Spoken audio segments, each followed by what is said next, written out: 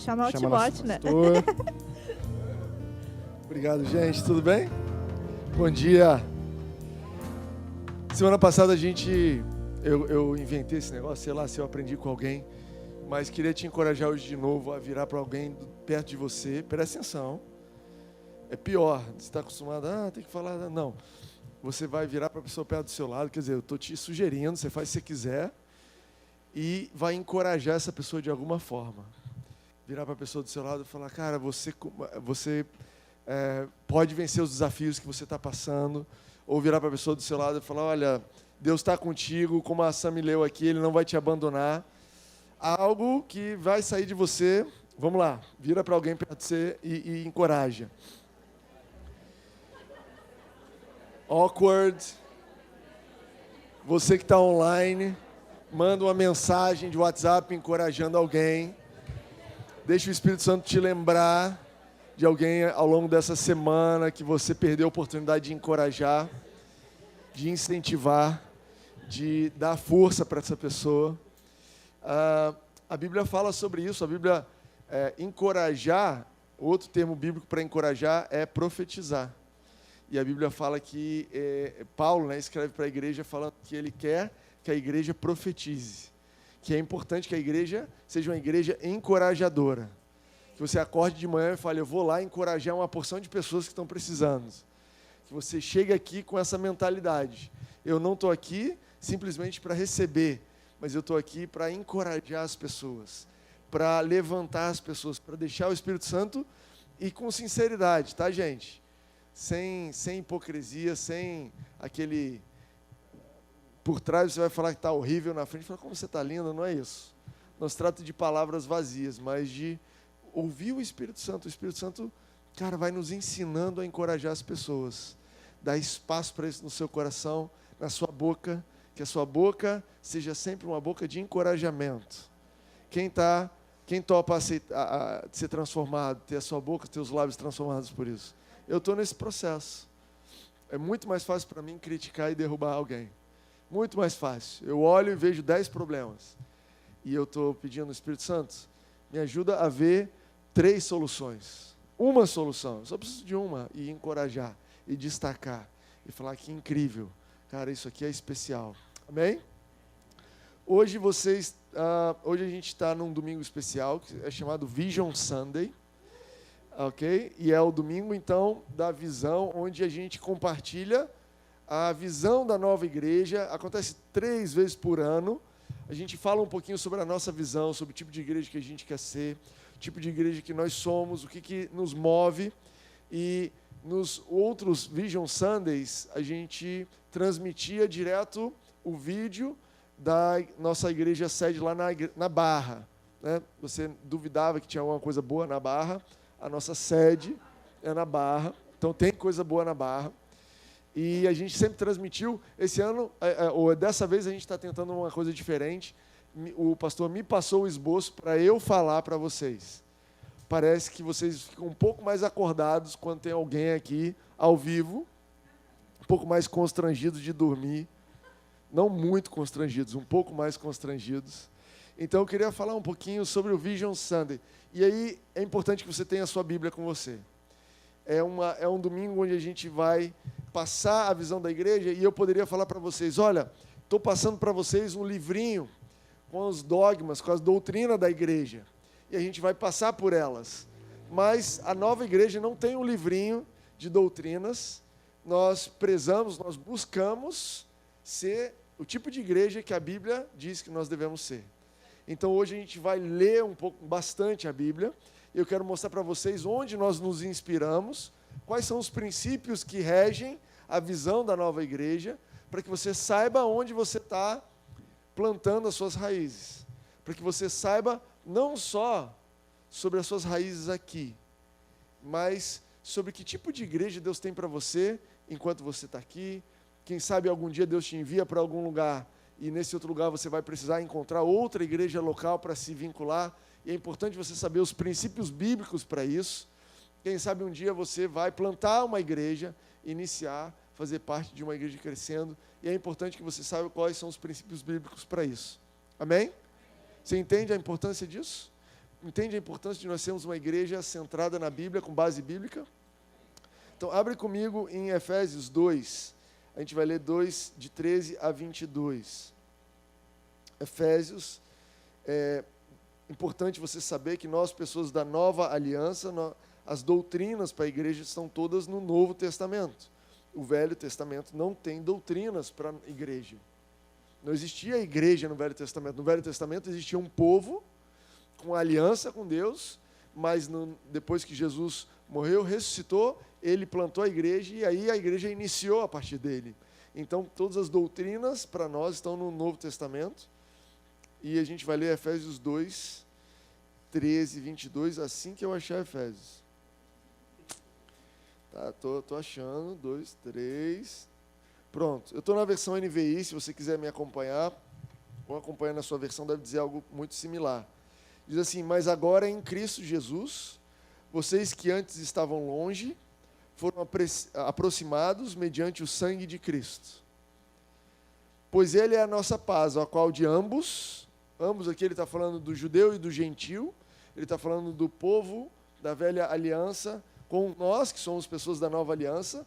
Então, pois Ele é a nossa paz, o qual de ambos fez um, e destruiu a barreira, o muro de inimizade, anulando em seu corpo a lei dos mandamentos, expressa em ordenanças.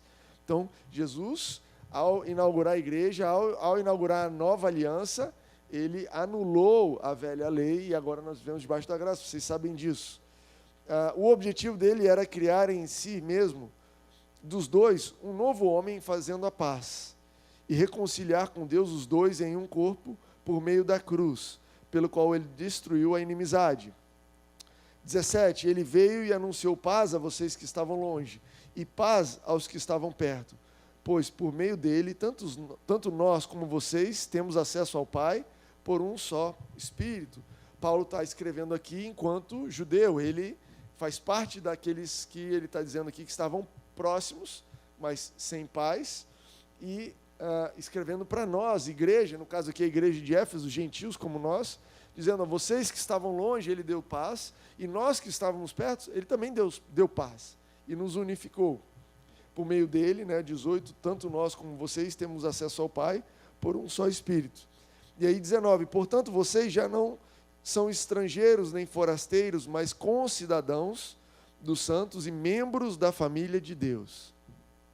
Ele começa aqui então a descrever o que nós somos enquanto igreja, membros da família de Deus, verso 20, edificados sobre o fundamento dos apóstolos e dos profetas, tendo Jesus Cristo como pedra angular, no qual todo o edifício, e aí ele está falando da igreja, está se referindo a nós como edifício, é ajustado e cresce para tornar-se um santuário santo no Senhor.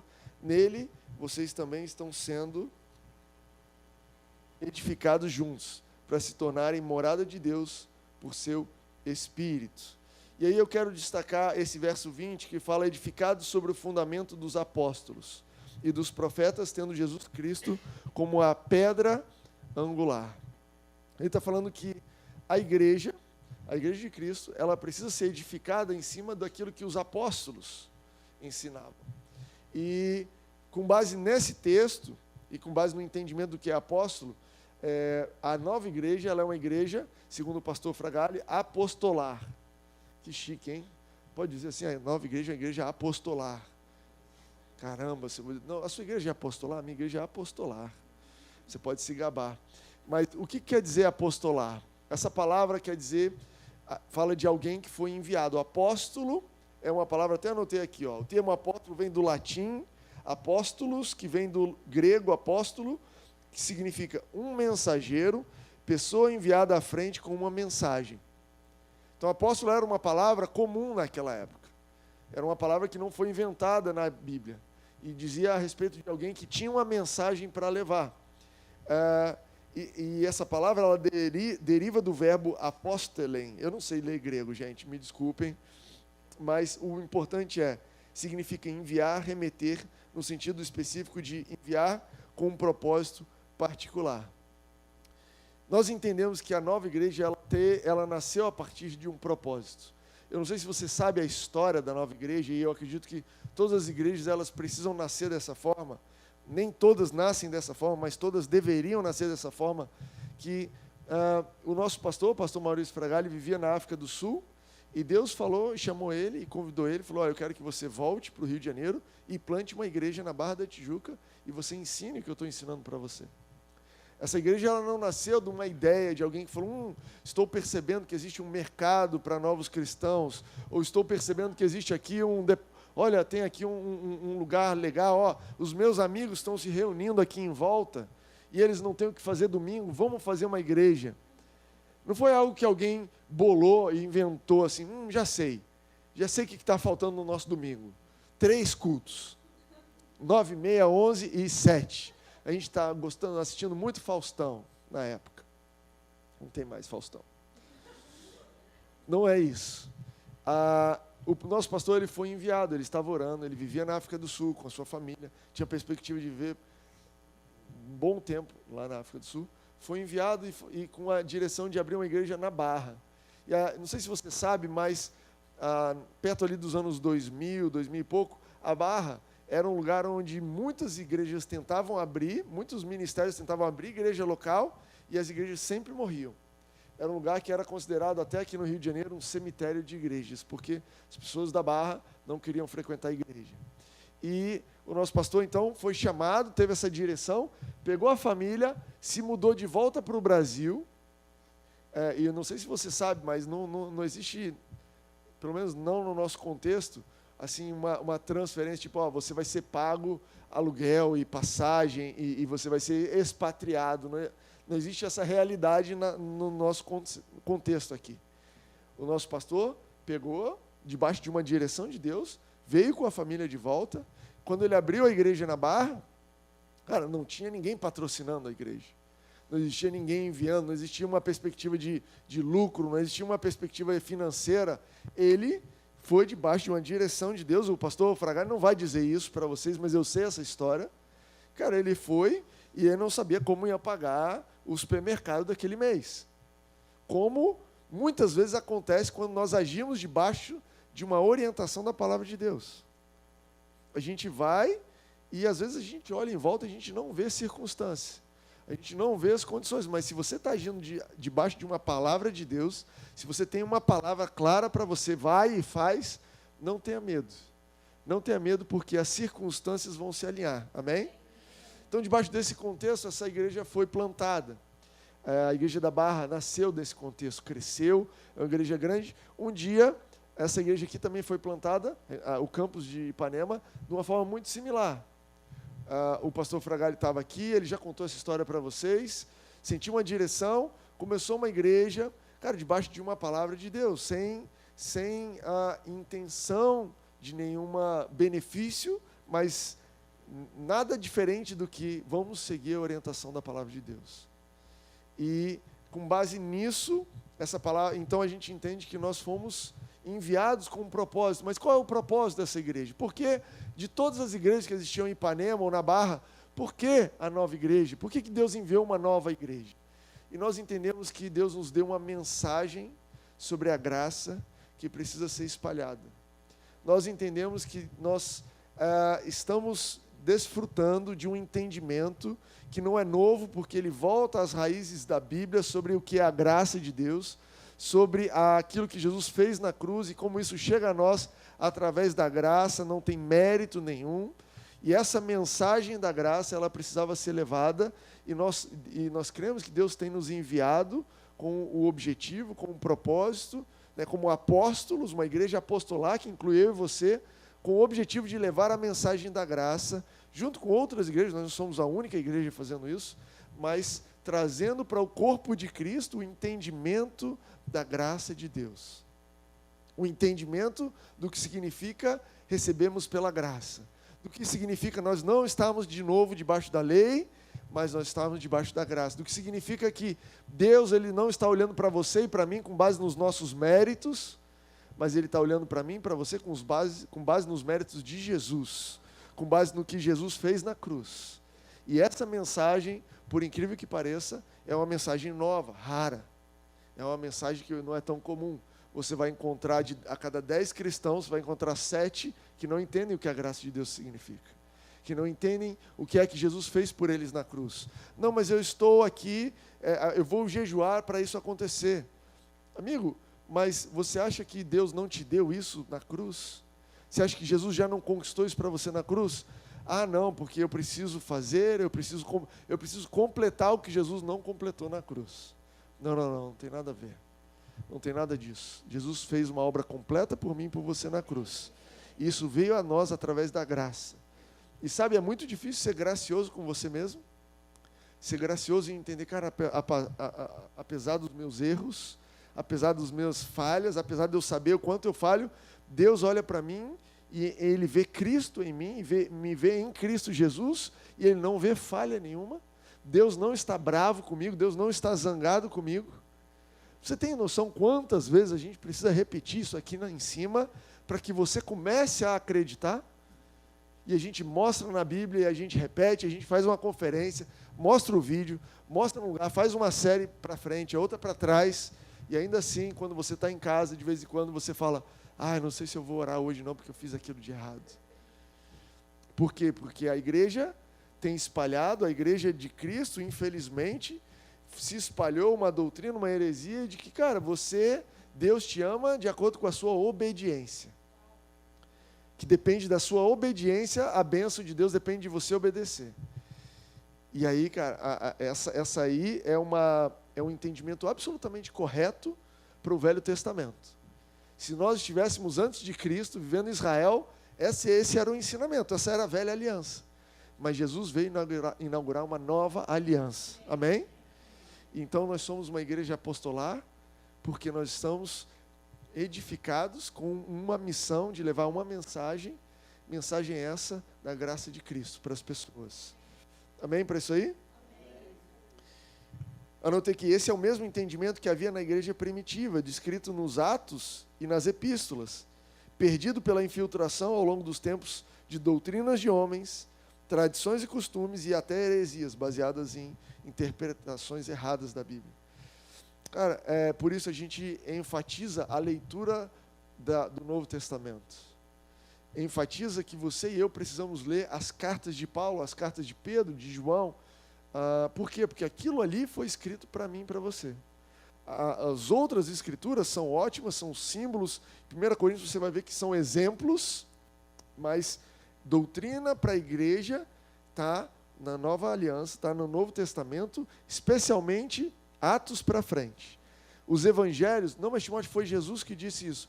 Jesus viveu um tempo de transição entre a velha aliança e a nova aliança. Você entende que quando Jesus nasceu ainda existia a velha aliança e Jesus, na verdade, é o cumprimento da velha aliança. Timóteo, vocês estão anulando a velha aliança?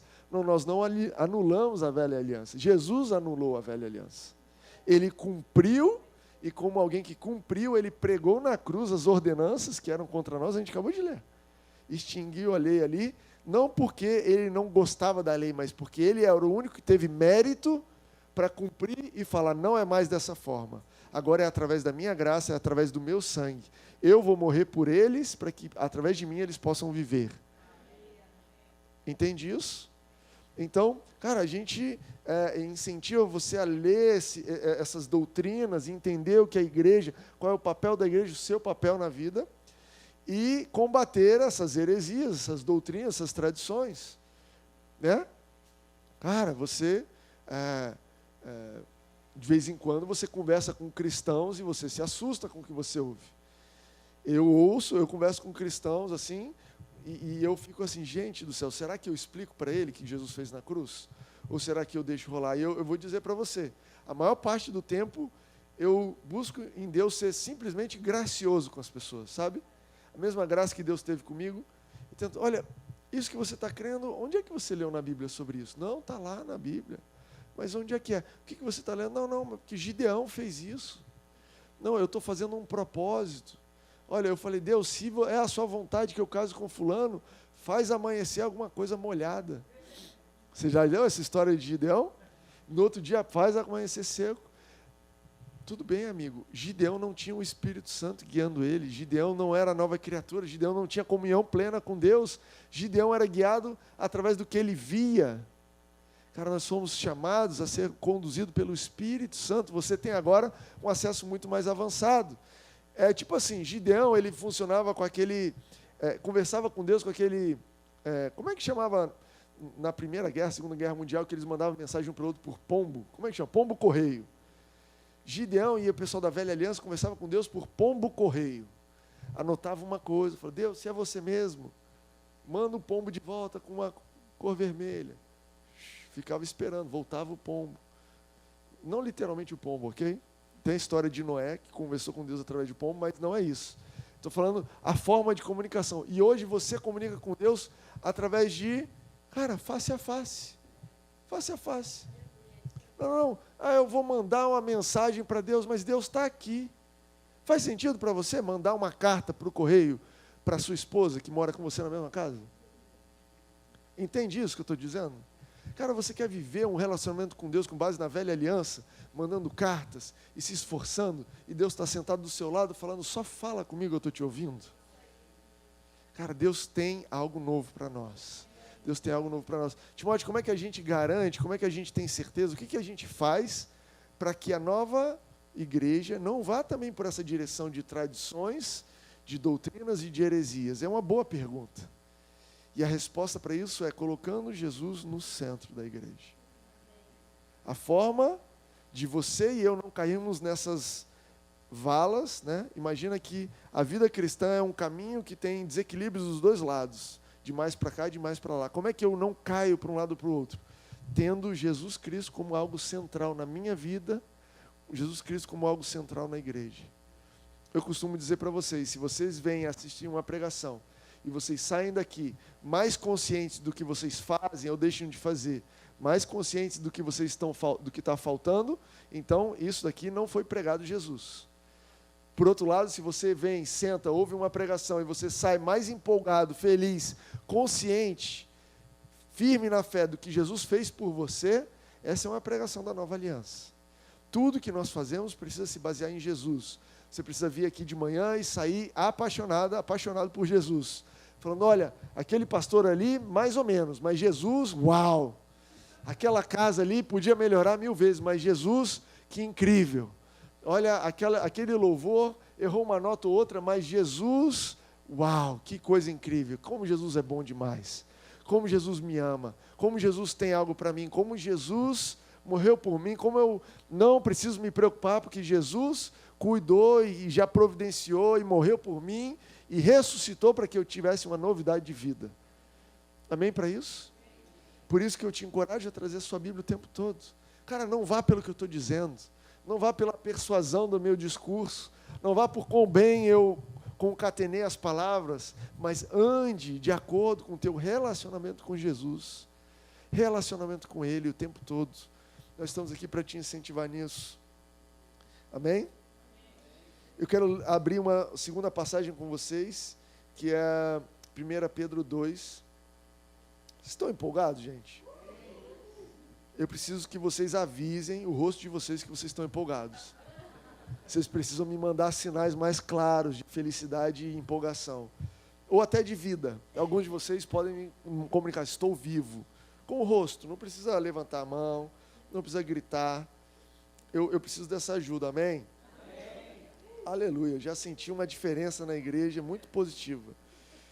Eu percebo que vocês estão vivos mesmo. 1 Pedro, capítulo 2, verso 2, a gente vai ler até o 6.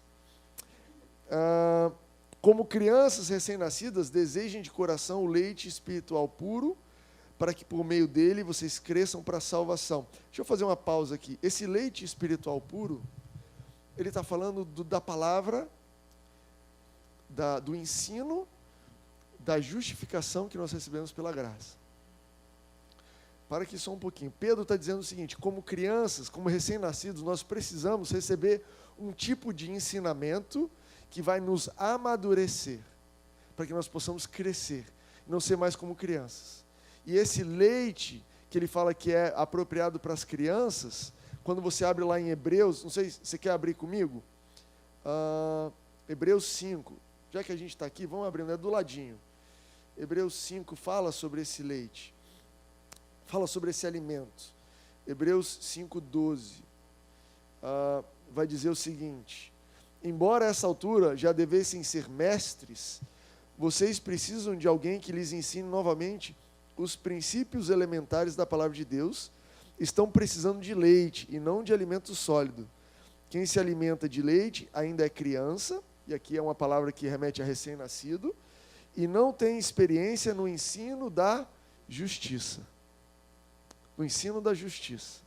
O que ele está dizendo é, esse leite que te faz avançar de uma infância, de ser um bebê na fé, um bebê espiritual, não tem a ver com você se converter há pouco tempo, há muito tempo, tem a ver com um tipo de relacionamento que você tem com Deus.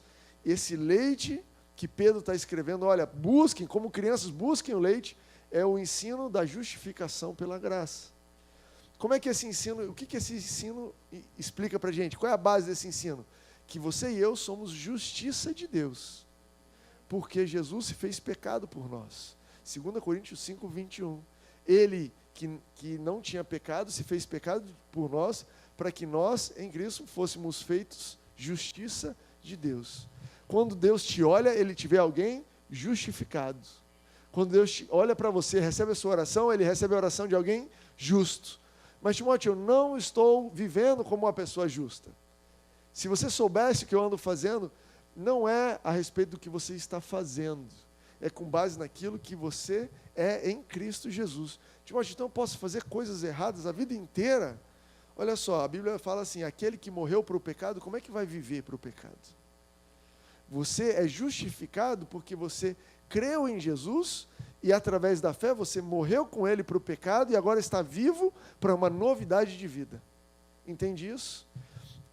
Timóteo, ok, eu creio nisso, mas eu ainda tenho coisas ali na minha vida que, cara, me fazem sentir culpado. Você precisa beber desse ensinamento da justiça de Deus para você ser livre da culpa e uma vez livre da culpa, você possa se livrar de todo o pecado. Jesus fala assim, aquele que crê em mim fará obras como as minhas e ainda maiores. Primeiro você crê, depois as suas ações elas se alinham. Entende isso?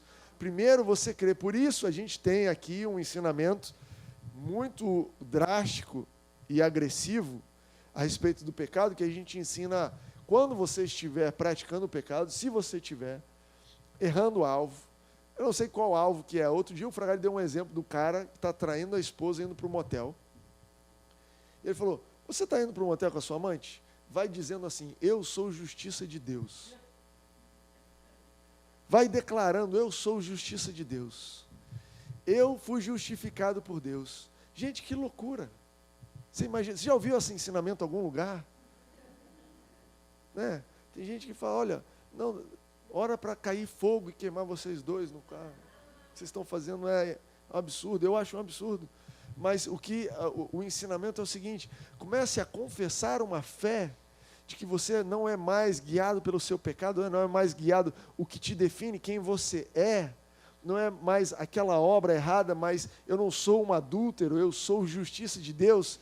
E segundo a Bíblia, aqueles que creem realizarão as obras que eu realizo. Segundo a Bíblia, você começa confessando a sua fé e crendo no seu coração, não simplesmente da boca para fora, não estou falando de hipocrisia, estou falando de com uma fé, uma certeza do teu coração, você começa a confessar, olha, eu menti, eu errei, mas eu sou justiça de Deus, olha, eu me vinguei, mas eu sou justiça de Deus, olha, eu estou agindo com ganância, mas eu sou justiça de Deus, e deixa que essa palavra tome conta de você, e daqui a pouco você vai descobrir algo muito claro, eu não preciso mais fazer isso, porque Jesus é por mim. Eu não preciso ser ganancioso, porque Jesus tem a provisão por mim. Eu não preciso trair a minha esposa ou trair o meu marido, porque Jesus é minha alegria, é Ele quem me preenche. Eu não preciso de um sexo barato, eu não preciso de uma infidelidade para me sentir novo ou uma aventura. Eu não preciso de nada disso, porque eu sou justiça de Deus e Ele veio habitar em mim e Ele tem tudo que eu preciso. No final da história, todo tipo de pecado é simplesmente o ser humano tentando resolver algo que Jesus já resolveu na cruz, mas que às vezes pela natureza, nos olhos naturais você não está vendo resolvido. Olha, Timóteo, você me desculpa, mas é o leite das crianças, vou ter que roubar, vou ter que cara, dá esse golpe. Mas é porque eu preciso. Não, não, não, não, não. Abre os seus olhos para entender que Jesus já é o suprimento das suas necessidades. Na cruz, Ele já deu a provisão para todas as suas necessidades. Você pode ficar tranquilo, mas, Timóteo, eu não estou vendo isso. Viva pela fé. E como é que eu vivo pela fé? Confessando aquilo que eu creio o tempo todo. Eu sou justiça de Deus. Então, Pedro, voltando aqui à história, Pedro está dizendo, olha, vocês busquem o leite para as crianças, busquem o ensinamento da justificação, busquem o ensinamento de que você não precisa merecer para amadurecer, mas que você precisa reconhecer e receber pela graça a justificação de Jesus. Que você precisa receber dele, da graça dele, não tem mérito nenhum. Cara, Jesus, obrigado porque você me amou e você me justifica, e você já perdoou os meus pecados. Os meus pecados de ontem, eu não preciso mais me preocupar, porque você me fez justo aos seus olhos. Eu posso vir para a igreja, eu posso cear, hoje a gente vai tomar ceia daqui a pouco. Eu posso cear porque foi pela tua graça que você me justificou. Isso é como leite para uma criança, e você vai amadurecer, e você vai se tornar maduro para tomar decisões como um adulto espiritual. Você vai identificar os problemas, e não mais como uma criança. Quando está com fome, o que uma criança faz, gente? Senta e chora. Como uma criança que não entende as coisas, pega qualquer coisa e bota na boca. Já viu criança na praia? Eu tenho filhos que eu levei para a praia, metia a mão na areia, botava para dentro. Que isso? Como é que pode comer areia? Isso não é nem gostoso, isso não é horrível. Mas é uma criança, não sabe o que está fazendo. A Bíblia fala, olha, deixem de ser crianças, deixem de se alimentar com qualquer coisa podre, deixe de alimentar o seu espírito com qualquer coisa, e passe a se alimentar com o ensino da graça de Deus, da justificação, para que você possa se amadurecer e passar a identificar o tipo de alimento que você deve comer, amadurecer e começar a ter saúde espiritual para lidar com as situações, para você não ser levado de um lado para o outro como qualquer vento, por qualquer vento. Amém para isso aí? Amém. Continuando aqui, gente do céu, cadê meu horário? Faltam 3 minutos, está tudo certo. 1 Pedro 2, verso 2. Como crianças recém-nascidas, desejem o genuíno leite espiritual, para que por ele lhes seja dado crescimento para a salvação. Se é que vocês já têm a experiência de que o Senhor é bondoso. Verso 4. Chegando-se a ele, a pedra que vive, rejeitada sim pelos homens, mas para com Deus eleita e preciosa. Também vocês, como pedras que vivem, são edificados casa espiritual, para serem sacerdócio santo, a fim de oferecerem sacrifícios espirituais agradáveis a Deus por meio de Jesus Cristo, pois está escrito nas Escrituras, verso 6, eis que ponho em Sião uma pedra angular, eleita e preciosa, e quem nela crer não será envergonhado. Os dois, tanto Efésios 2 quanto 1 Pedro 2 fala dessa pedra angular que é Jesus. Você sabe o que é uma pedra angular? Tem uma imagem, a gente conseguiu projetar aqui, Ari?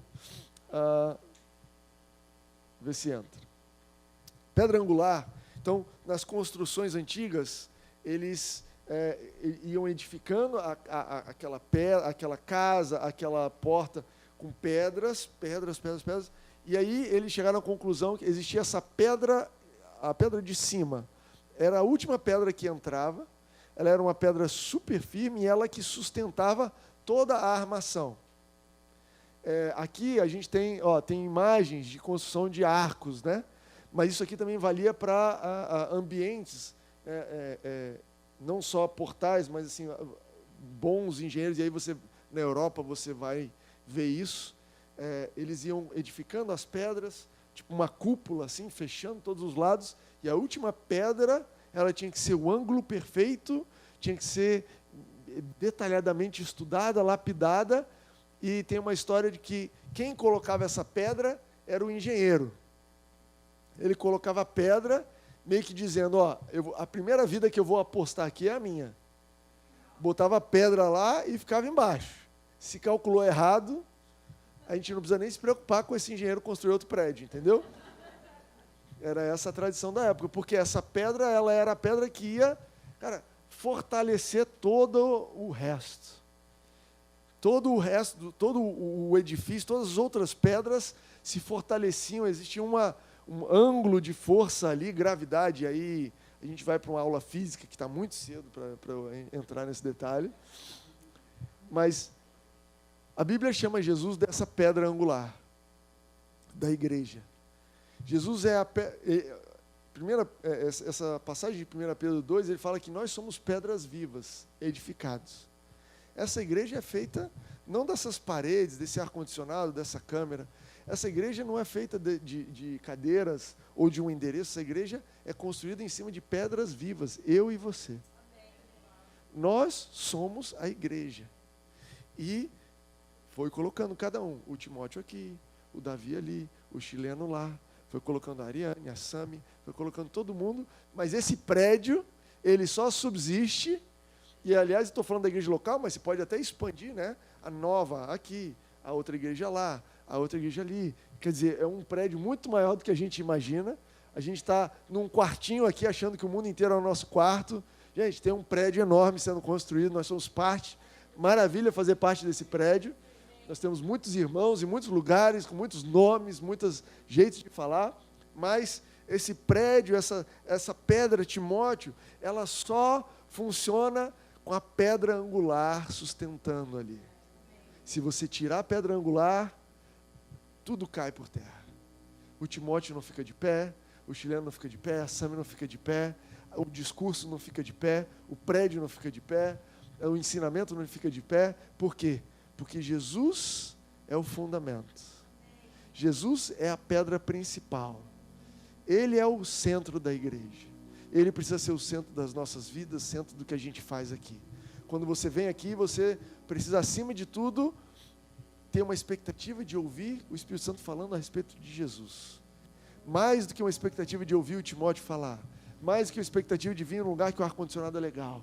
Mais do que vir com a expectativa de que as crianças vão me dar uma hora de paz. Eu já vim para a igreja com expectativa de 1 hora de paz das crianças. Tenho 3 filhos, gente. Tenham misericórdia de mim. Tinha dia, beleza. Né? Aí acho que especialmente quando o bebê era pequenininho. Né? A gente cuidando dos nenéns, assim, dava lá no berçário, saía correndo. Cara, alguém vai ouvir ele chorando por 1 hora, não sou eu. Se você está nesse lugar, esse é uma motivação secundária. Secundária. A nossa motivação precisa ser, cara, essa pedra angular que me sustenta. Ele não sustenta só a igreja, ele sustenta a nossa vida. A minha vida, a sua vida, é um edifício construído com uma pedra angular. É ele quem sustenta. Quando bate o vento, quando alguém vem dizer, cara, como é que você sabe que você vai sobreviver a essa situação? Eu tenho uma pedra angular, que ela é firme.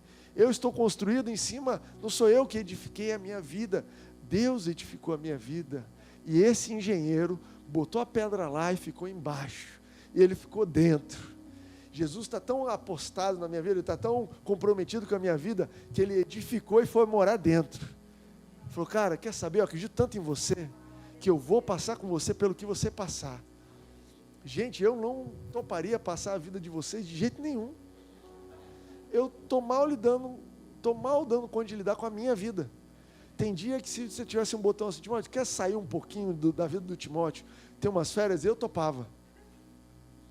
Eu topava. Eu não topo viver a sua vida. Eu acredito em você pela fé. Pela fé. Mas eu acredito mais no cara que está edificando você. Agora, ele acredita em você no nível de falar, olha só, a gente acredita nesse negócio aqui, ao ponto da gente vir morar aqui. E ele mora em mim. E ele passa pelas situações comigo. E ele acorda comigo e dorme comigo. E quando eu estou lá lidando putz, fiz besteira. Não era esse jeito que eu tinha que reagir. Ele está lá comigo, ele não me abandona. Ele não me abandona. Cara, eu descobri esse verso. Enfim, não vou conseguir pregar o Vision Sunday todo, já entenderam, né? Vamos fechar com esse verso aqui. Salmo 91.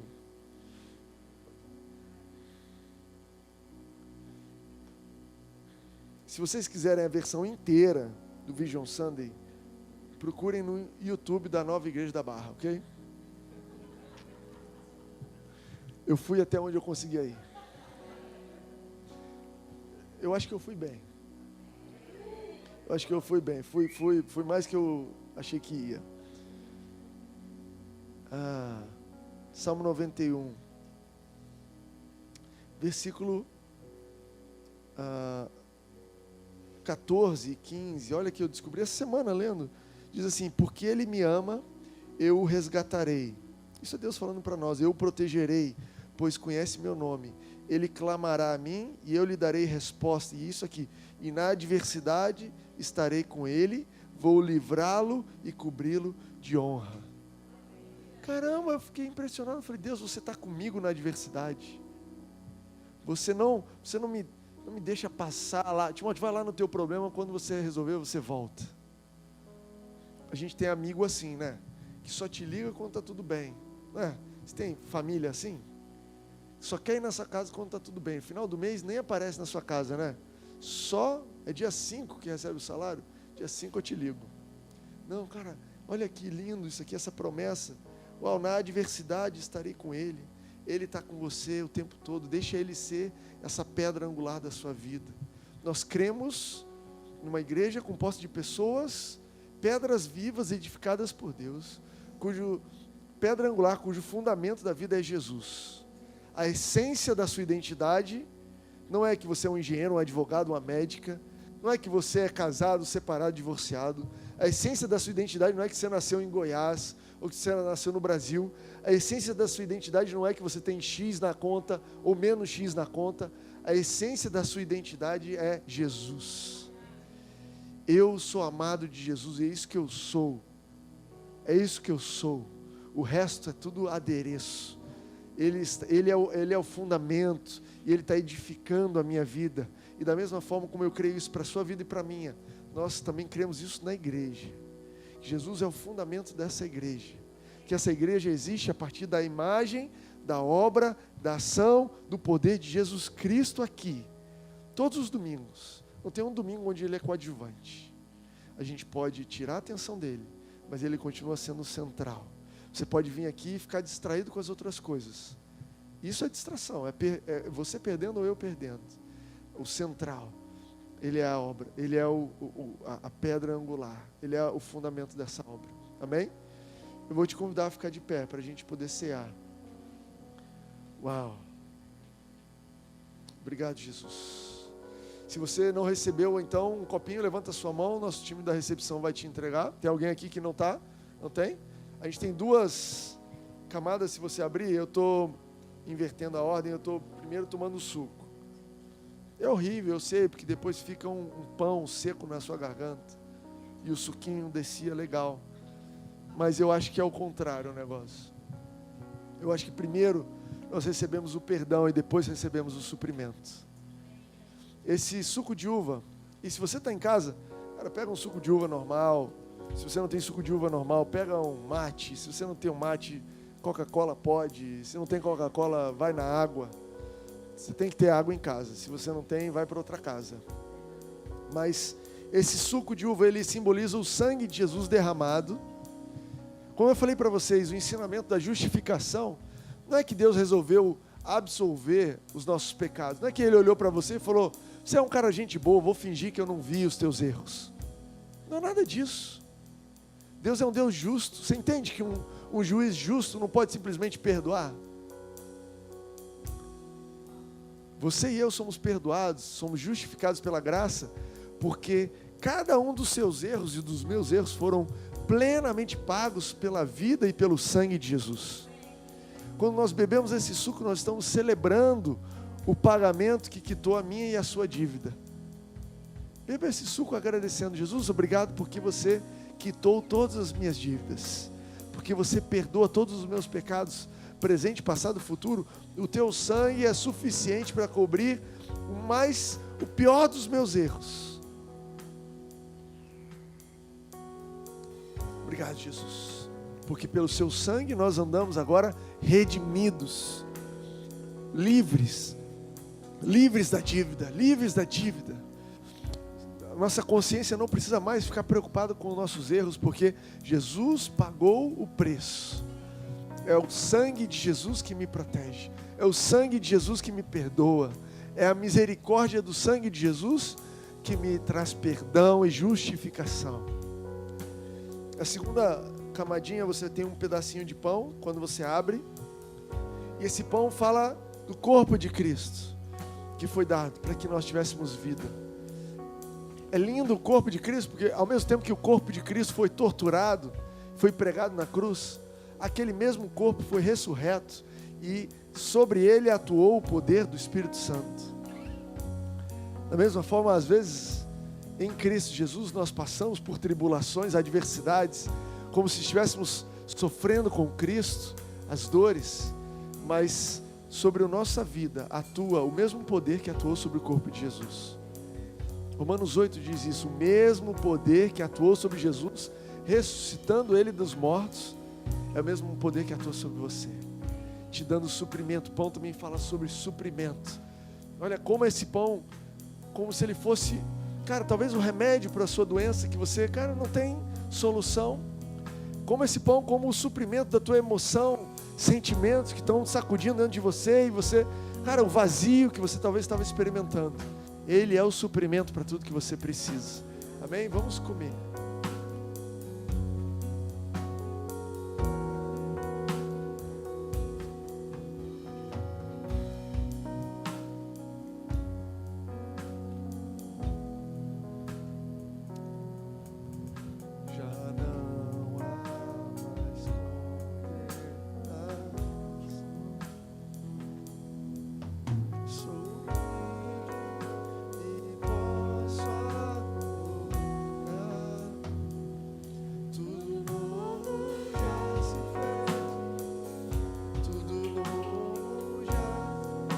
Cantar isso. Eu sou salvo, justiça de Deus. Já não. E já não há mais condenação. Eu sou livre e posso adorar. Tudo novo já se fez. Tudo novo já se fez. Quero declarar sobre a sua semana, uma semana de tudo novo. Tudo novo em Cristo Jesus. Deixa Jesus edificar aquilo que ruiu. Deixa Ele construir. Existem áreas da sua vida, talvez essa semana, que você está lidando com, cara, isso aqui parece que estava tão bem construído e está, cara, sucumbiu.